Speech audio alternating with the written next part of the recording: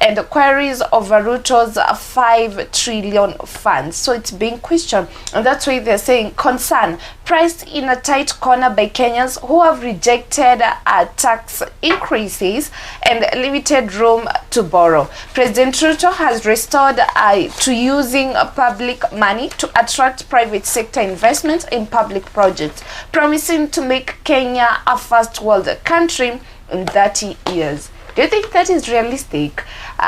Sisi kuomba so that we can become a first world country. Is it possible?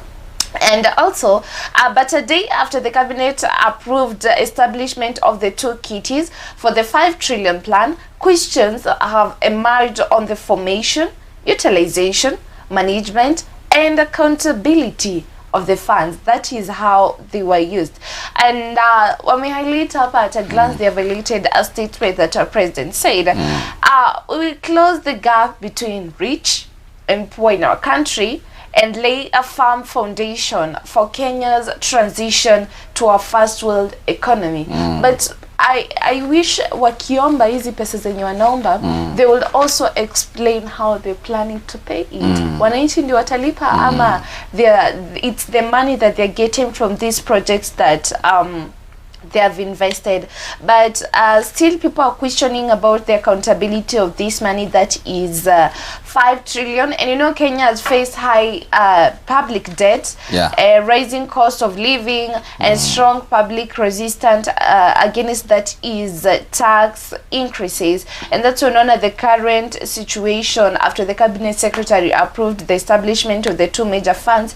There are questions that have emerged, matters to do with transparency and accountability in our country. Natural critics and analysts are demanding clarity, especially because the amount involved is huge. You can agree with me, 5 trillion, it's huge. And also it's outside the traditional budgetary process in inafuatwa that is in our country, and this is going to bring a lot of impact that is matters to do with public interest, concern at what and when Kenyans are already sensitive about taxes, and also could affect that is the investors' confidence, because if there's issues to do with public trust between the government and the Kenyan citizens, we don't expect that is people who are outside our country to people who want to invest in our country to trust the government itself. But let's see what will happen that is on this matter.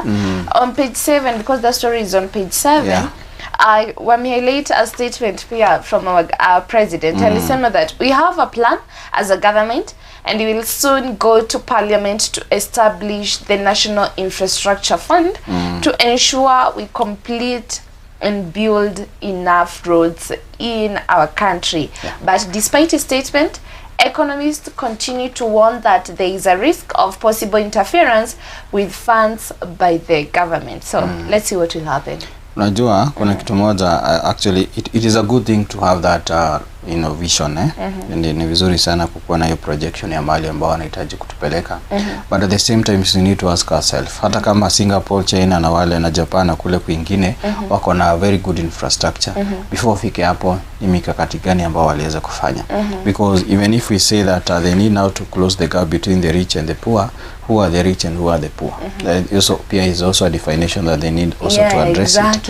At the same time also, how do they balance the two? Because isa wakati corruption inaingilia, inamaanisha kutakuwa na ile gap, because corruption pesa tu bado wale ambao wahusika ndio wana revolve na hizo pesa kivyao.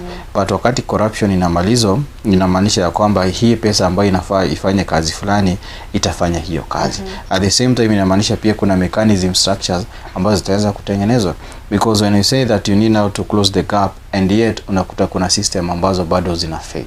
For example, bado that is the health sector. Bado iko na issue.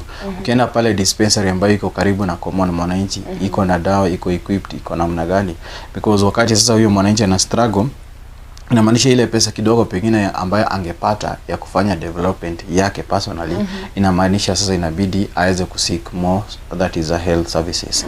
At the same time, wakati tunaongelea mambo ya how economically watu wako namna gani, biashara za watu ziko namna gani, kuna so many other taxes ambao watu wameajiriwa pia bado wanajipata imekuwa iko juu. So they need also to strike a balance, because at the same time even if kuna hii development ambazo zinafanya, hii ni loan ambao wanachukua, na every money ambao wanachukua unakuta iko na every shilling invested on top of it. So ukiangalia sasa unaona ya kwamba the debt ratio ambayo tuko nayo sasa hizi inaelekea 13 trillion.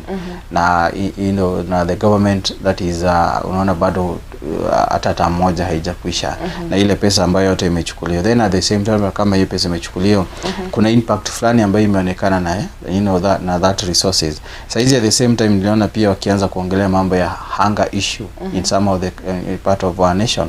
Na ukiangalia hunger issue ambayo inaendelea pale, yetu kumekuwa na pesa ambazo zimekuwa zikitolewa each and every year.